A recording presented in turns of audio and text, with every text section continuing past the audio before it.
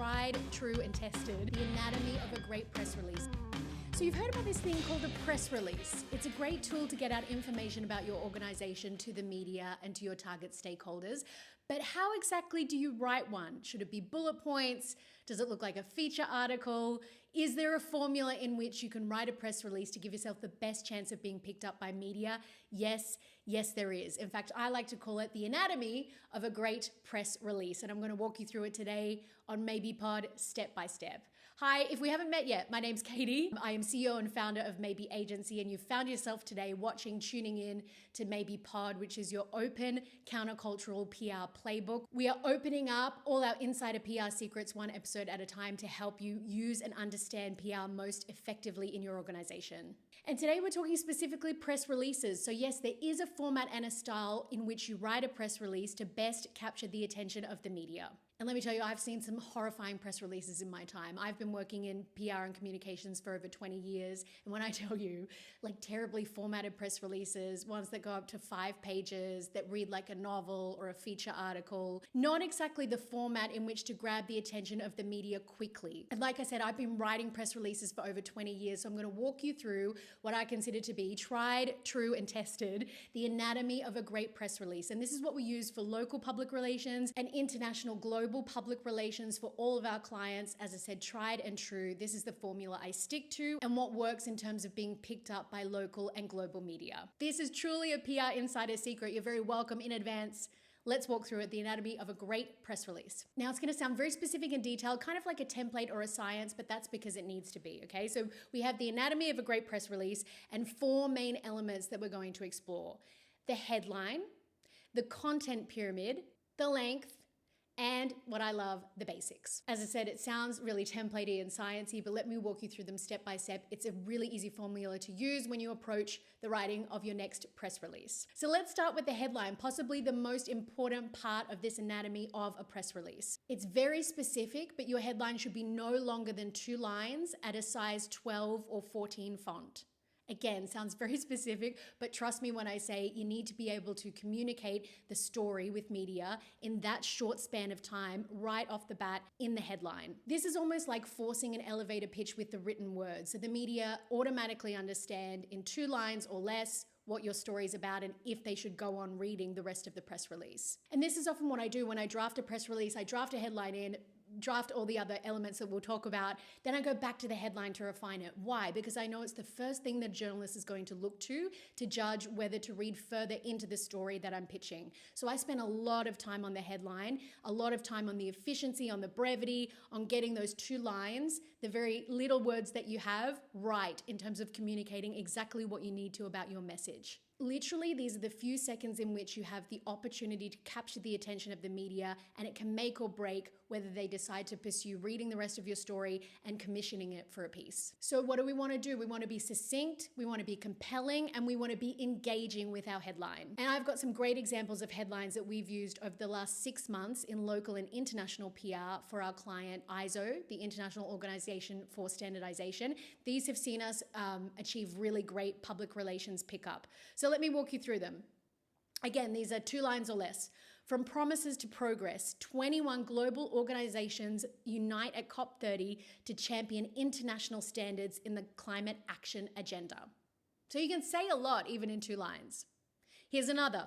The world's first international standard dedicated to helping organizations take on biodiversity launched today in Rwanda. Another, ISO and GHG Protocol announced strategic partnership to deliver unified global standards for greenhouse gas emissions accounting. That was a big one. And another one I like, good data, better decisions. ISO showcases new environmental standards dashboard at UNEA 7. So you can see how these are short, but they're compelling, succinct, and engaging.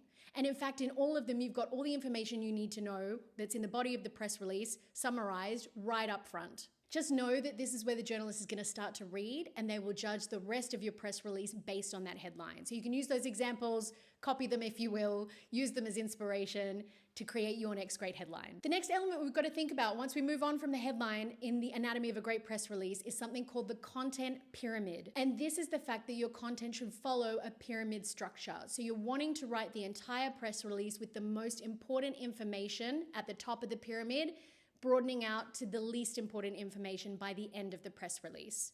So you can put more broad general statements toward the end of the document. You want your very crucial, most important information coming right in the first few paragraphs. This can be easier said than done, but if you think about it from the perspective of a journalist who has a press release or many to read in their day, and they're just literally skimming through, they want to see the most important information after the headline up front in the release.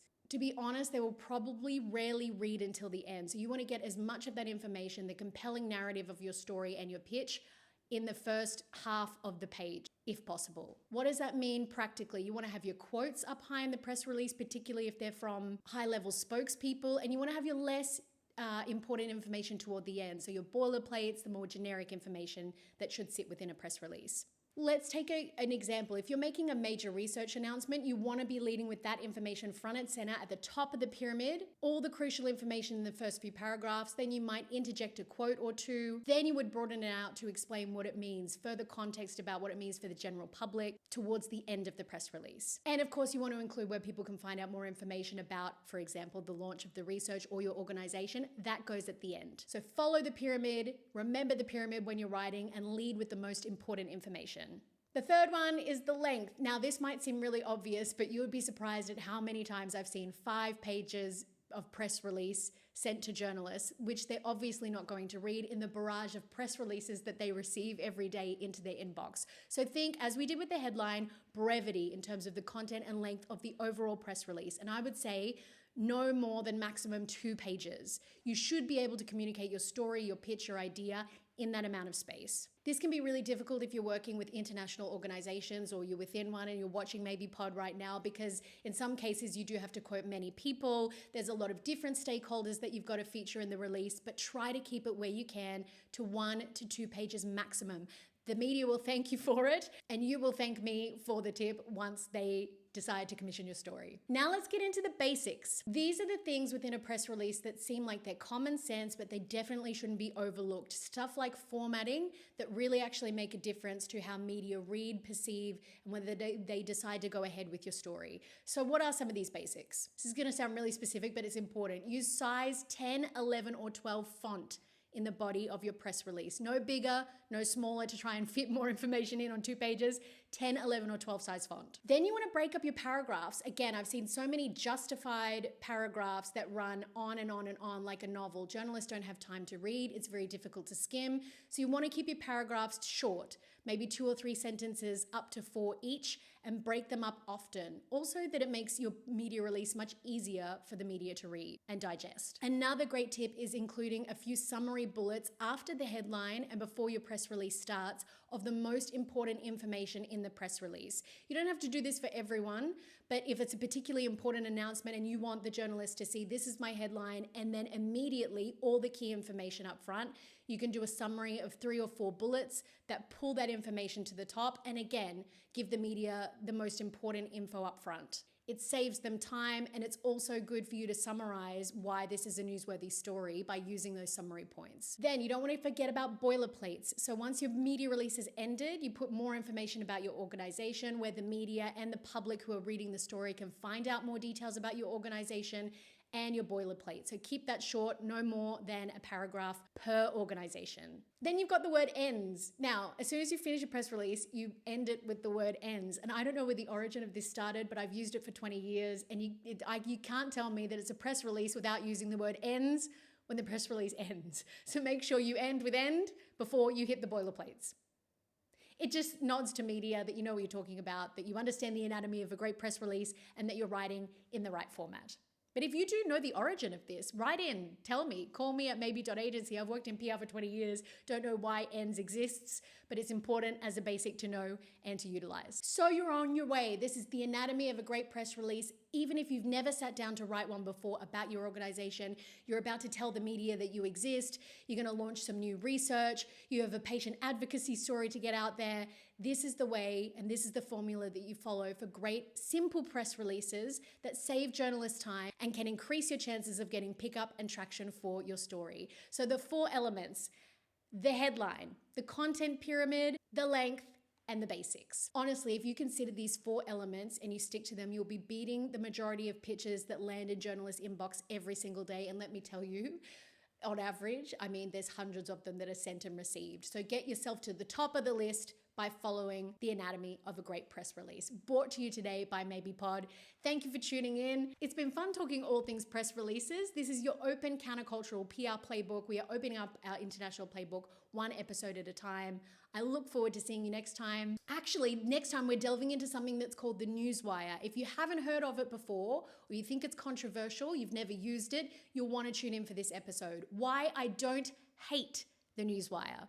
We'll discuss it next time. I'm Katie Clift. Great to have you with us, and we'll see you next time on Maybe Pod.